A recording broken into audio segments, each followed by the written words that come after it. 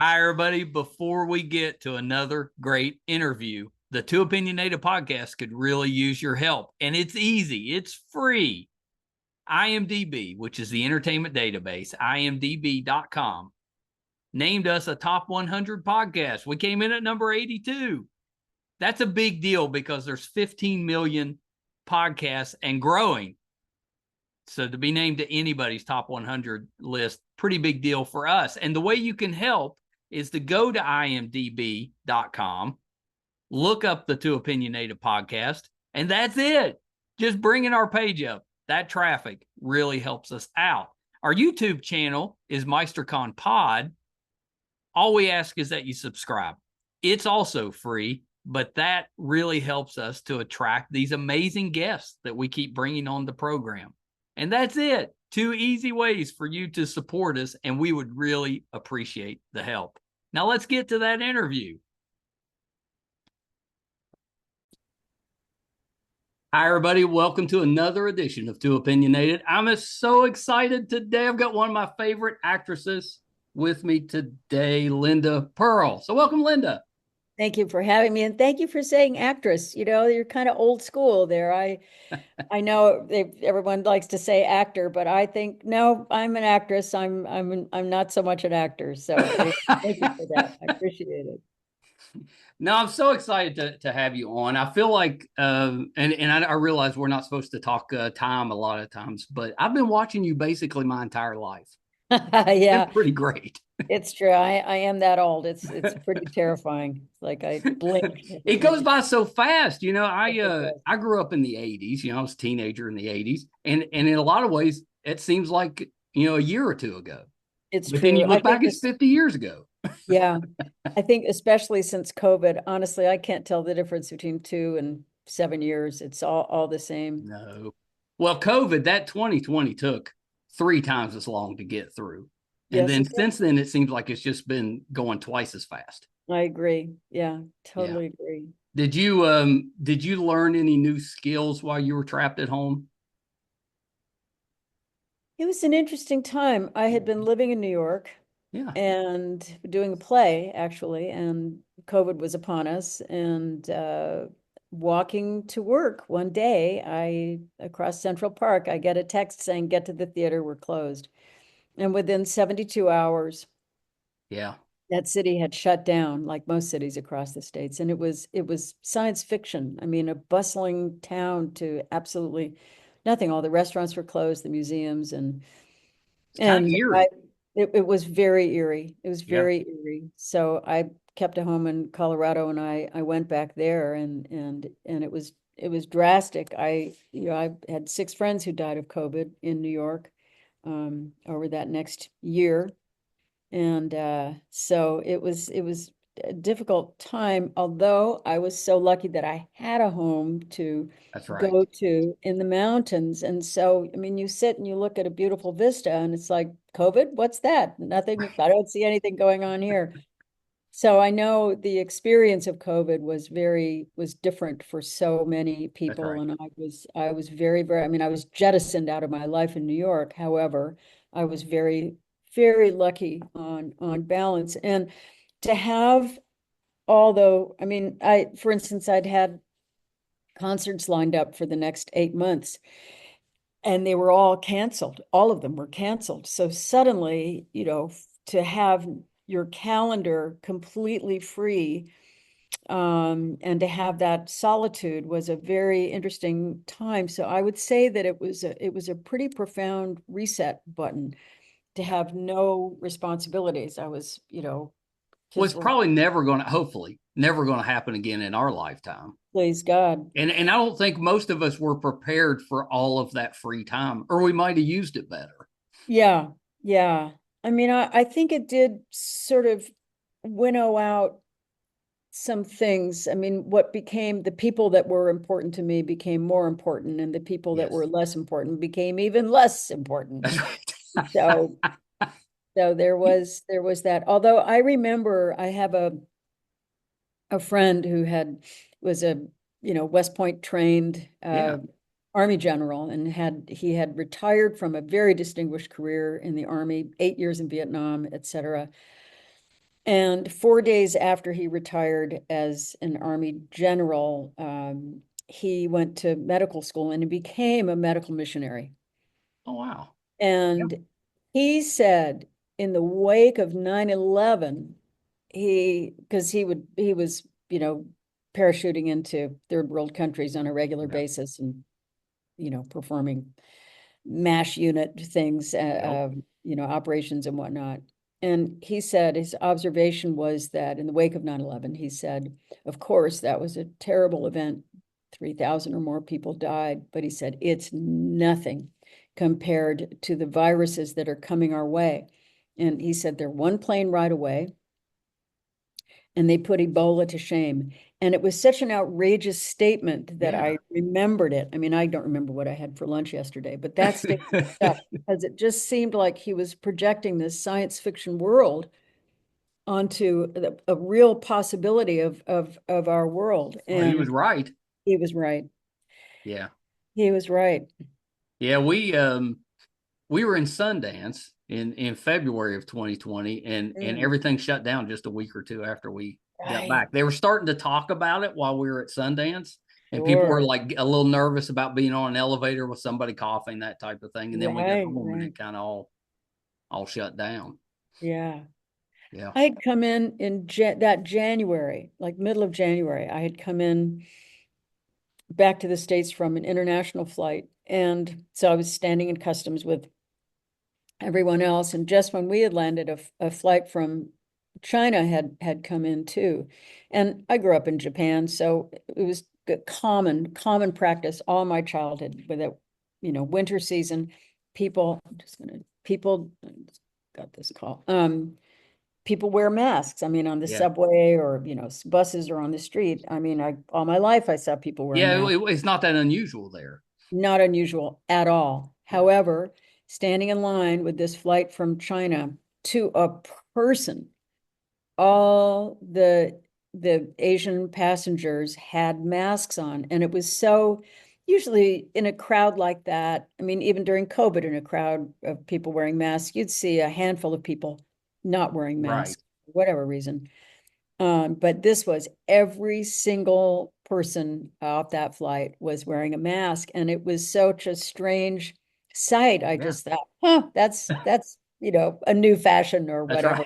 right. And later I thought they knew. I mean, I don't know what they knew, but they knew that something was going around, and Yeah, they were they knew probably taking it before we did. Yeah. before we did. They knew whatever I it wasn't a good bug to get. That's So right. It wasn't good. I always say, our a big reason why our podcast was successful was 2020, and I'd give it up if it would have skipped all that. yeah, But everybody was home, so we got very few no's. If yeah, we asked to talk to sure. somebody, they're like, "Well, I got nothing else going on," Yeah, let's go. and it Oh, helped. I mean, it kind of helped get us started. But uh, excellent. yeah, that's kind of the silver lining. But like I said, I'd give that up if we could have just skipped all of You it. bet.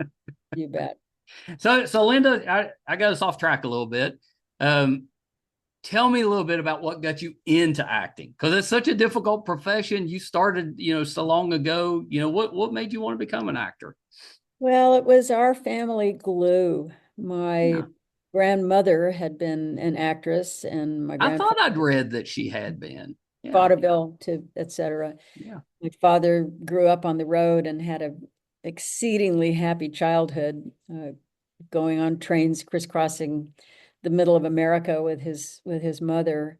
And he had the bug, so he was an actor in his young life, and then he went on to be an engineer, largely because his parents said that's absolutely right. not. They knew how hard it was, and they lived through the Depression, so they said, no, you have to have a proper job That's and right. that. You got to have so we don't have to worry about you. Exactly.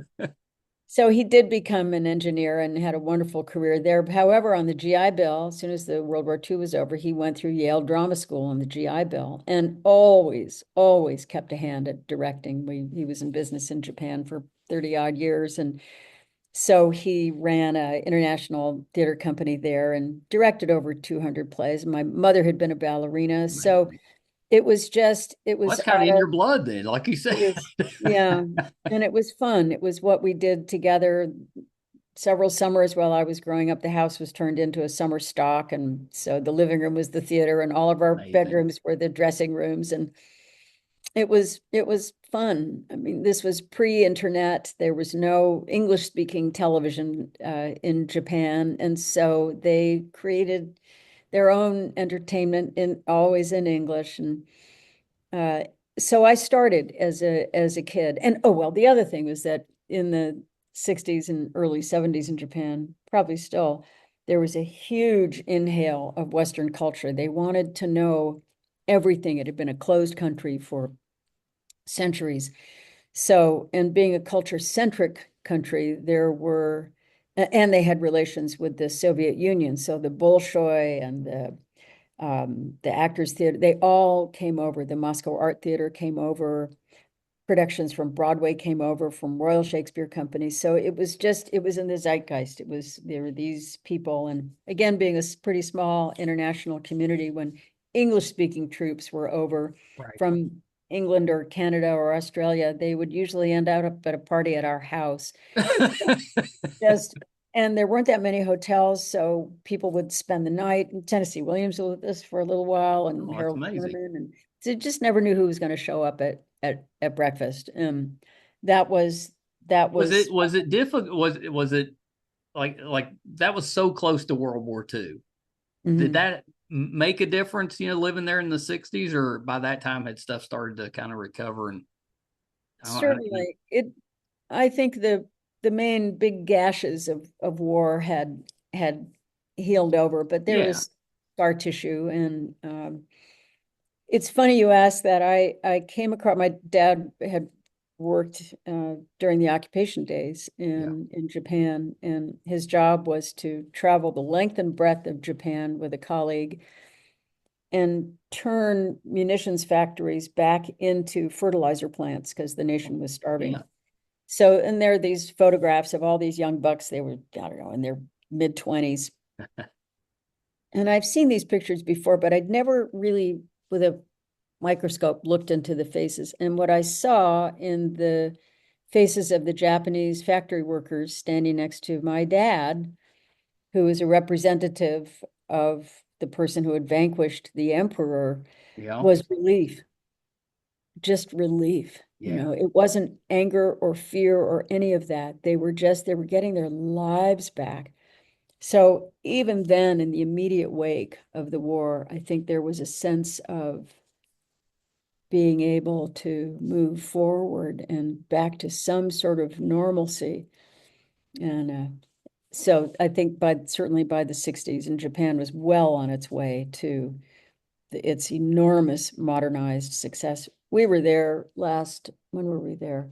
Spring, I guess, in about a year ago. And it's one of the most, not one of, I would say the most modern city I've ever been to. It is so hip, it's so cutting edge, it is so trend setting. Yeah. It's almost like traveling into the future to go there now. I mean, it's such a wickedly smart nation, and it's on my bucket list. I haven't made it to wonderful. Japan yet, but I'd love to go at some point. Oh, good. I keep waiting. My wife works for Live Nation, and she's constantly just traveling the globe, but she hadn't hit Japan yet. If you ever get out that way, I'd kind of like to go with you. Yeah, you bet. How exciting. Yeah, it's a worthwhile journey. Yeah. Now, I forget, I know you asked me a question, what we rambled on. Well, I was asking how you got into it. Oh, how I got started. And you answered that. It was just kind of the family business. It was a family business. And I started working in Japan. I spoke the language because, I mean, as a kid, you just absorb the language. Oh, yeah, you pick it up quick then. And so I worked in the theater in professional theater in Japan and on television there because they were rabidly curious about things of the West. And so my advantage was that I was interested in the theater and spoke the language. So if they ever had a need for a funny looking yellow-haired kid, I got it. You were ready. Well, what was that? Was that helpful? Did you learn things that maybe you wouldn't have learned doing theater here in the States, or is it without a doubt, just the fact that I got to do it. I went the other day over the weekend to see my neighbor's daughter, who I've known since she was in her mother's belly, perform. And I was just reminded of how valuable those, even if you don't go into theater, it doesn't matter. You learn team spirit, you learn self-reliance, you learn discipline, accountability, just the advantages for any young person being involved with the arts are extraordinary. Yeah. Extraordinary. They, Yeah. Well, and it's so important now because it feels like we're kind of fighting a little bit to maintain the arts so that those opportunities are there for everyone. I know here in West Virginia, it's a constant battle to make sure that the arts are still funded and that kids especially have access to them. Yeah.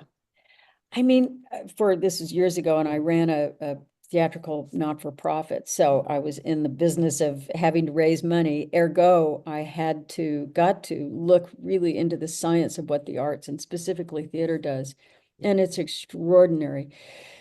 The jump in literacy for kids that are involved with theater is enormous. The kids who then go on to finish college who have been involved with the arts is extraordinary. I mean, it's almost weird how helpful it is if kids are involved with the arts from a young age. Things like drugs and all the pratfalls that hormones can get you into just plummet if you're engaged in those arts, and you're accountable. You become accountable to a group of people. Yeah, of course you do. So I wanted to talk to you a little bit about Happy Days. Okay. It's and I was struggling with this because it's been a while. I grew up on Happy Days. I started watching when we first got cable TV, which would have been the late 70s. So I was a little late getting started, but it was on all the time back then. But I remembered you as like you were like Chuck's girlfriend.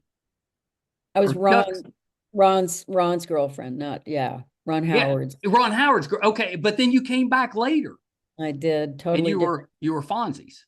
I was Fonzie's. Yeah. And I was having a little trouble with that because I remembered the first one, but I was having trouble with the second one. Of course, once I looked up some pictures, I was like, oh yeah, of course that's you.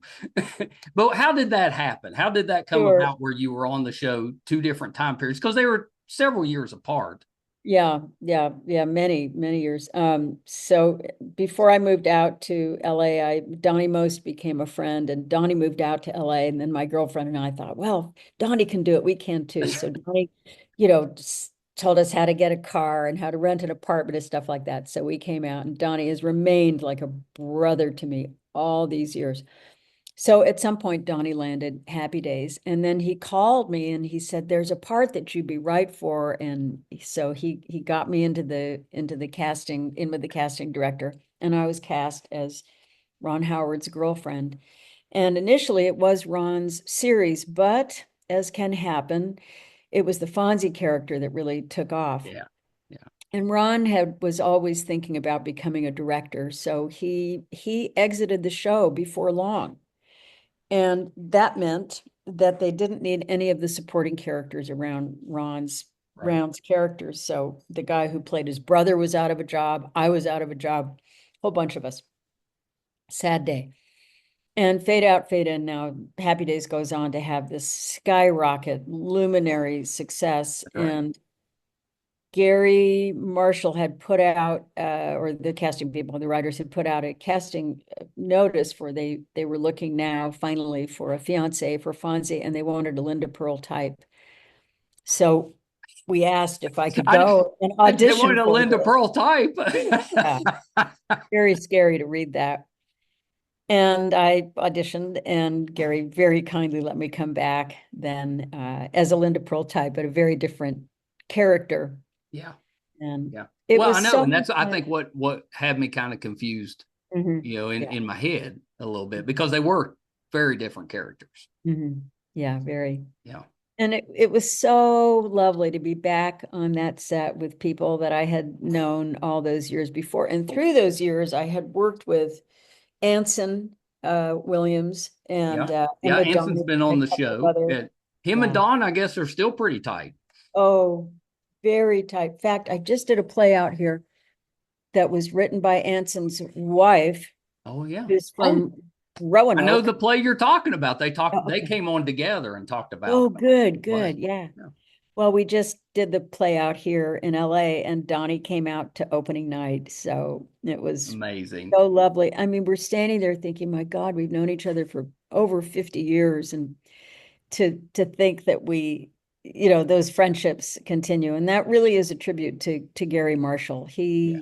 He insisted on that. And Henry's a dear friend, and those ties remain strong Well, all these. I've gotten friendly with Jim Meskimen. Uh, Oh, isn't he something? he's Oh, amazing, great. but he just talks and talks about the Happy Days family, Yeah, and yeah, just how close everybody still is. yeah, yeah. Yeah. Oh, Yeah, I've admired pretty him. great. Yeah, I got him because I wanted to talk with his mother, Yeah, and she's kind of stopped doing some of that. yeah. But Jim was nice enough to step in, and then I went out to Wonderful. L.A. and saw him at his wife's acting studio, and Oh, just got great. a little Oh, friendly. well done. Yeah. Yeah, yeah, he's a great guy. Great. Very strong impressionist. Yes, incredible. Yeah. Incredible. Yeah, I grew up loving Rich Little, and I got to see him in Vegas a few years ago. And I Nice. think Jim kind of rivals him. Pretty I agree. strong. I agree. Yeah. Yeah, it's really strong. I wanted to ask you because I remember this show that you did in the '90s called Robin's Hoods. Oh, sure. Yeah, Hmm. yeah, yeah. And I couldn't remember a whole lot about it, but if I remember right, um, it was like you were running something and you had a group of like troubled kids helping out. Does that sound That's close? right. That's right. It was, let's see, the premise was that my character's husband had been a parole officer, That's right. and he had opened a bar and hired kids who were on parole, because he was one of those law enforcement officers that Yeah, just believed in second, third, and fourth yeah, chances. yeah. He so, and then he gets killed right in the pilot. So the wife takes over, and she runs this, and it was called Robin's Hoods. Yeah. And Well, and if I remember right, she was a little reluctant to do that at I first. believe so. I Yeah, believe so. yeah, yeah. Yeah, I So always she, thought that was a decent little show. I don't remember a ton about it, but I definitely remember watching it back then. it was a really cool, it was a detective show. Yeah, So the kids would, because things would happen in the bar and pick up that's conversation. right. And all of them had been on both sides of the law. So, but we were basically, all the kids were do-gooders, and they would always save Yeah, somebody from distress and move they on were through. just troubled teens. They weren't lost. That's right. It was a show about redemption, I think. And then in my own life, we started to shoot, and I ended up pregnant, and I had to go to Aaron and say, Aaron, I'm pregnant. And so anyway, he very kindly, there was a long pause on the phone. He very kindly wrote that in. And I probably the only person on an Aaron Spelling show, because all of his women are so beautiful and svelte. And I gained something like 60 pounds during my Well, pregnancy. that So it happens. happens, yeah. And yeah, so it was a good time. I just rewatched The Office. Uh, Oh, okay. Good. I think the those episodes around the wedding, my favorite episodes of the series. Oh, It's so funny. oh, oh yeah. That was a fun, that was an interesting show. I was nervous going on to that show. Of course, I was thrilled to be doing it, but it was such a well-oiled machine by Yeah. the time I went on to the show. And I thought, oh God, how is this going to be? And the instant I was on the set, it felt so akin to Happy Days. It was a very similar atmosphere, and very, very closely knit, Yeah. familial atmosphere. And I think really, Gary Marshall was the reason behind Happy Days being that way. And Steve Carell was the reason behind The Office being that way. I mean, He's what a character. that he played. That was not an easy character to play I agree. because it was just he made everything so awkward for Mhm. everybody, and I Yeah. think that'd be hard to play somebody like that. But Yeah. he pulled it off. I mean, He's a he was wonderful, hilarious. wonderful actor. Yeah. Not afraid to be a jerk. Yeah. Yeah. Well, he's not afraid to kind of live in that uncomfortable silence. Yeah. You know, where most people would try to fill the space, he just kind of sits in it. Yeah. Yeah. You're right. You're right.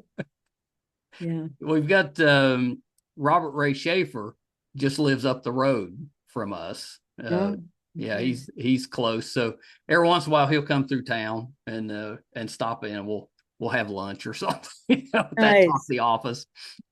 It's nice. Have some workmen here. I'm not sure what. Okay, good. Yeah, very nice. Well, yeah, you got to get some work done. It's that time of year. Like we've constantly got people working in the yard, or it's that time of year fixing stuff up. Uh-huh, good. That's right. Yeah. And we don't have an excuse out here, but because there's no winter or anything like that to deal with. Well, that's true. Listen, You can kind of fix stuff up all the time. We have to wait till spring. yeah, we don't, the ground never freezes out here, at least not yet. I, I'm, I'm gonna, I really wanted to be on your show, because it's a wonderful show, but also because you're West Virginia and Right. my mother was from West Virginia and, I know. I'm so happy to learn that. mhm.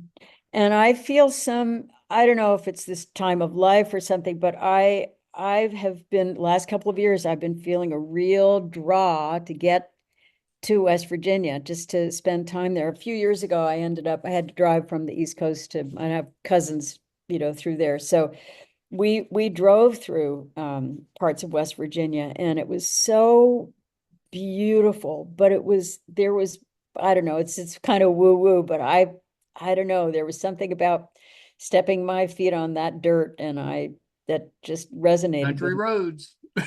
Country roads, yeah. We always say that everybody leaves, but at some point they come back. I get that. Yeah.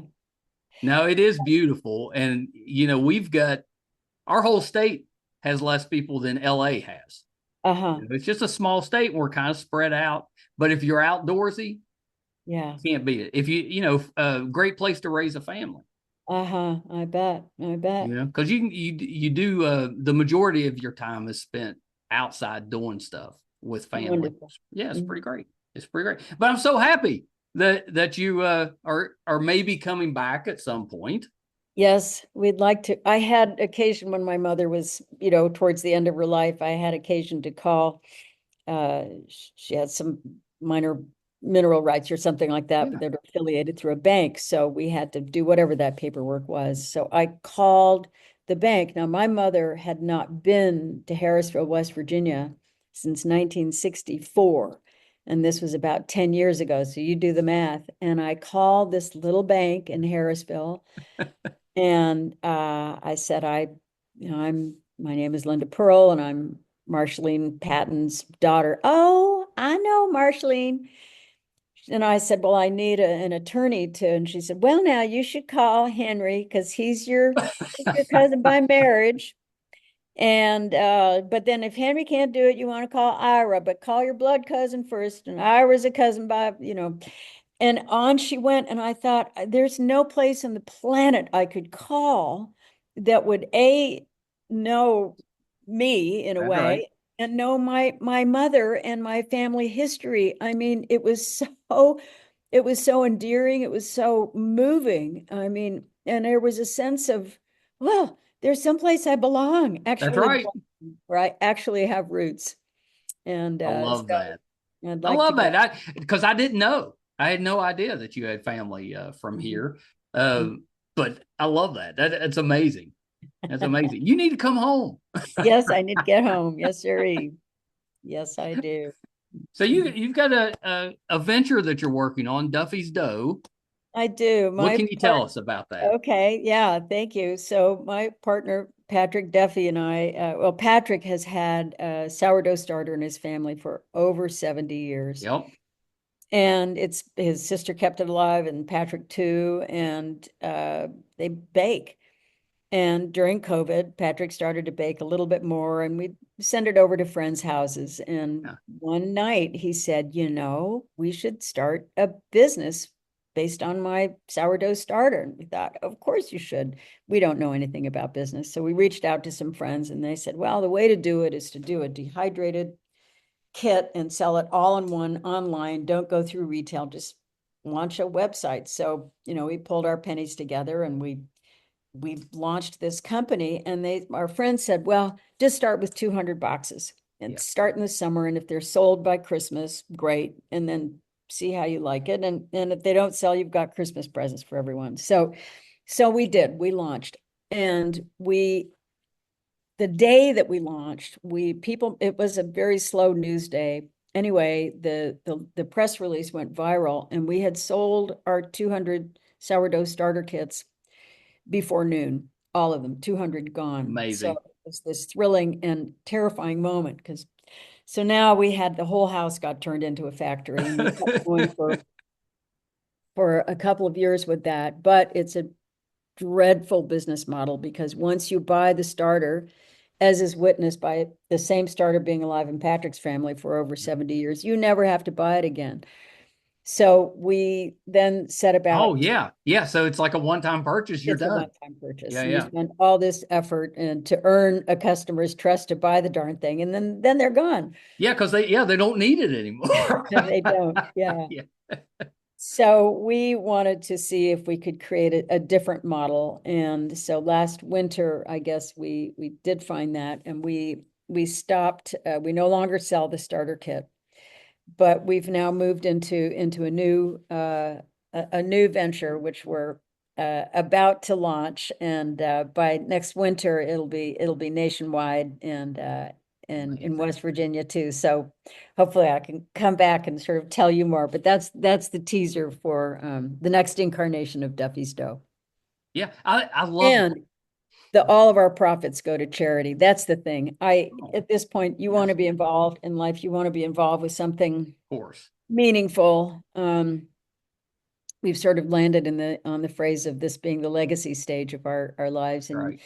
and you want to make a difference, especially if we've been very, very, very fortunate in our lives, and so we're Newman's Own copycats. And I mean, if we manage to have a fraction of the success that Newman's Own Right. does, we'll be happy. So we Good cover for our you. expenses, and then all of our profits go to nationwide food scarcity projects to help people get fed. I love that. And it's so needed, Mhm. especially now. There's so many people. You That's wouldn't right. think that this time, in history, we would still be battling, food shortages and people starving. But we are. Correct. We've done a terrible job fixing that. Yeah. The numbers are staggering now that we're starting to, really look into it. And there have been some interesting cuts of late. So, I mean, people that are vulnerable are just more vulnerable now. Yeah. So anyway, we hope to be able to help where we can. And for that reason, we Well, I really can't hope. wait to see it on the shelves. I'll be smiling every time I see it in the store. Good, good. Are you singing? Are you touring any, Yes, doing I any am. live engagements? Uh-huh. Yeah. Singing had always been a part of my life. And then for the first, like over my 20s till maybe early 30s, there wasn't really any opportunity to sing out here. And then I started singing in fundraisers and loved it. It was so comforting to have music back in my life. And a few times I got to do musical on Broadway and a few other musicals. And so, but then the world of cabaret sort of came Yeah. into being. And the fun thing about that is that you can build a show with your musicians, and then you could just call around to some clubs or concert halls, and 8 times out of 10, they'll say, no, we're not interested. But every once in a while they say, sure. So Yep. about once every 6 weeks or so, I'm out doing a concert. I love, love, love to do it. It is so joyful. And Love that. again, this is kind of woo-woo, but I think everything being about being involved, actually being involved physically in Yep. real time with harmony, that it says, music says things that words can't. That's And right. I do Great American Songbook in a jazz feel. Can't sing pop to save my life, but it's the free form of jazz is exhilarating, and it's an American art form. So, and I'm blessed to have just kick-ass, if I can say that, musicians. And I can't explain the endorphins that I get. The other thing is that it means I've got to be able to fit into the darn dress and do my scales and learn some new lyrics. So I do enjoy it. We're working on a new album. We won't get a chance to record it till next winter, but it's it's challenging. There's always something more to learn, and to have that connection with a live audience in any part of the country is profoundly rewarding. So I'm grateful to be able to Yeah. continue that.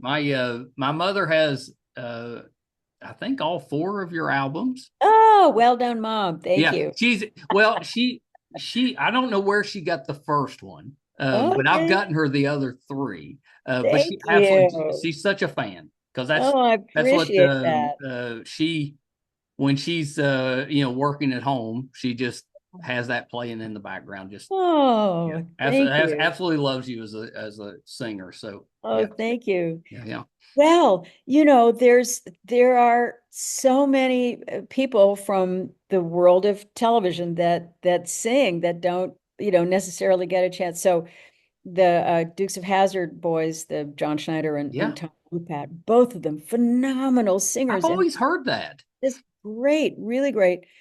And so Tom did a duet on one of my albums, and I'm crazy about his voice. We got to do a little, touring a couple of times with them. In fact, John and Tommy had done a fantastic Christmas album. And at some point, and they used to tour with that. And at some point, John was just, I don't know, probably tragically, because his wife was not Yeah. well. Anyway, John couldn't or didn't want to tour, do the Christmas tour with us. So Tommy called and he said, "Would you be John on this?" And they just lowered it an octave, and I got to do those charts with Tom. And yeah, just a magnificent, magnificent voice. I love that you've found different avenues for your kind of Mm. creativity and artistic outlets. I'm grateful for that. It all somehow seems to be of a piece. Patrick used to have a ranch up in Oregon, Yeah. and there were these big, beautiful, sometimes dead trees. And I'd look at them and they would look like a dragon or a parrot or something. So Patrick would dutifully get the ladder out and we get my bucket of paint, and I would paint these trees with glitter and paint. And yeah, and then my house in Colorado kind of did the same thing, and it's ridiculous really, but Well, I get it. My wife's an artist, and oh, so the okay. house is just full of pottery Ah, and paintings and yes. and she gardens too, so that kind of fits into that. So it's just flowers and painting, and Yeah. most Oh, of the stuff we wonderful. eat and drink out of, she's made, that type of stuff. Wow. Yeah. Oh, that's impressive. That's And great. I'm like the least artistic person ever, but I appreciate it. Yeah. I can admire it. I just don't have that ability. That's 50% of the equation. It doesn't, it's Well, not I always tell her, I was like, I'm your biggest fan. I couldn't do any of that, but I love it. wonderful. There's something about being around art that is just calming, I I think. agree. I Yeah. agree. Well, Linda, thank you for taking a little bit of time. This has been amazing. I've been looking forward to it, and Thank now you. I was excited coming in. I'm even more excited coming out because I found out that you've got West Virginia roots. Yes, I do. We can claim you. Yeah, please do. Please do. All right, dear. Thank you so much for having me on your show. Oh, it's been terrific, Linda. Before I let you go, could you run through your social media and your website? Oh, thank you. So it's lindapurl.com. Yep. And let's see, we have duffysdough.com too. Actually, is that? Yeah. Well, it's going back up in a few days. Yeah. So duffysdough.com. So there's Instagram. What is that? At Linda Purl, I guess. Yes, I And think it is. Facebook. Yeah. I've got two. The verified page is really the one because the other one anyway, the verified page. That's right. Linda Purl on Facebook. Thanks for asking. Yeah, you're so welcome. Okay, Linda, hold on one second. Linda Purl. I'm such a fan of hers, and so excited to talk with her. And there's so much she has done. I mean, her life is just amazing. She has done so much. There's no way to get through it all in one interview. So hopefully, at some point in the future, I'll get to talk with Linda again. Absolutely love that. Wanted to give you a few things that we didn't get to talk about. So maybe next time. She was mentioning Patrick quite a bit. I assume you figured out that's Patrick Duffy. That's Duffy's dough. I always wanted to ask Patrick about that Dallas, dream sequence and what he thought of that. I'm pretty sure he was also in a show that I loved when I was younger called Man from Atlantis. So yeah, I may have to reach out to Patrick. I got a few questions. Linda was terrific as Dr. Ruth Young and Mighty Joe Young. That was one that my ex-wife and I took our oldest daughter to. I've got such fond memories of just that entire evening. We just had a great evening, and the movie was terrific. Went to the drive-in to see it. There's not too many drive-ins left, but 30 years ago, there was still some out there. She had an appearance on Hacks. I thought it was really good. Her and Patrick both, I believe, have been on The Bold and the Beautiful. She was Mrs. Honeycutt on General Hospital. Gwen on The Oath. She's been on Designated Survivor. Major Crimes. I'm a big Major Crimes fan. Lie to Me. Very good show. Bones. Of course, The Office, as she was Pam's mother. I loved her on True Blood. She had a couple episodes there. She was Elizabeth on Homeland. She was on a soap opera that's not around anymore called Port Charles. So I wanted to mention that. I talked about Robin's Hoods. Forgot that Rick Springfield was on that show, but I meant to bring that up to her. But yeah, Rick was on there as well. She's done an Alfred Hitchcock Presents. I'm going to assume that's probably when it came back in the 80s, probably not the original. She had a couple episodes on the Love Boat. We talked about Happy Days, but she appeared on the Waltons, a couple episodes. She's on Serpico, Hawaii Five-0. I didn't even bring up Matlock. Of course, she was Matlock's daughter, Charlene, for that first season. I loved her in that. She didn't come back, I don't think, after that first season, but I thought she was really, really good with that. So loved her there. And then I meant to bring up, and we just ran out of time. She did a movie. I'm a big Sean Cassidy fan. She did a movie with Sean called Like Normal People. And I really wanted to bring it up more to talk about Sean Cassidy. Big teen idol when I was growing up. He was a Hardy Boy, had the song The Do Run Run. But I think even more talented as a writer. He did a show called American Gothic that I just loved. It was creepy and scary, but in a good way. Just really talented. So I meant to bring that up. I'll make sure to bring it up when I talk to her next time. And then I believe she's had 4 albums: Midnight Caravan, Chance on Love, Out of This World, and Could Be the Start. Any of those are terrific. If you're a jazz fan, definitely check those out. And we've had some just terrific jazz performers on the show. We had Tony Bennett's daughter Antonia. We've had our local Landau Eugene Murphy has been on that. Kind of do that jazz, crooning type of songbook that the American songbook that we all just love. So if you haven't listened to Linda, you should look that up. She's terrific. Thank you guys for tuning in again with us this week. Do not take that for granted. There's 15 million podcasts out there. The fact that you keep coming back to ours, we appreciate it so much. I mean, father and son team, little town in West Virginia, we need all the support that we can get. If you're finding us for the first time, love to have that support. And it's a couple easy ways to do it, and they're both free. We don't ask for money. We just need that support. So our YouTube channel is MeisterCon Pod. Please subscribe. Doesn't cost you anything. Really helps us out. Our website's meistercon.com. We're getting ready to hit our 1,000th episode. Kind of hard to say. Probably hit that late June, but you can find all of those audio and video versions on our website, meistercon.com. If you want to look us up on IMDb, which is imdb.com, it's kind of like an entertainment database. We've got all those episodes listed, including a little over 1,000 guest stars. And I think you'll be shocked at the people that we have been lucky enough to talk with. I'd put our guest list up against any other podcast, any other talk show for that matter. I think we've been so blessed. So definitely check us out there, imdb.com. Thank you guys so much. Keep an eye out for Duffy's Dough. Should be out by the end of the year, early next year. Should be pretty well nationwide. So keep your eye out, Duffy's Dough.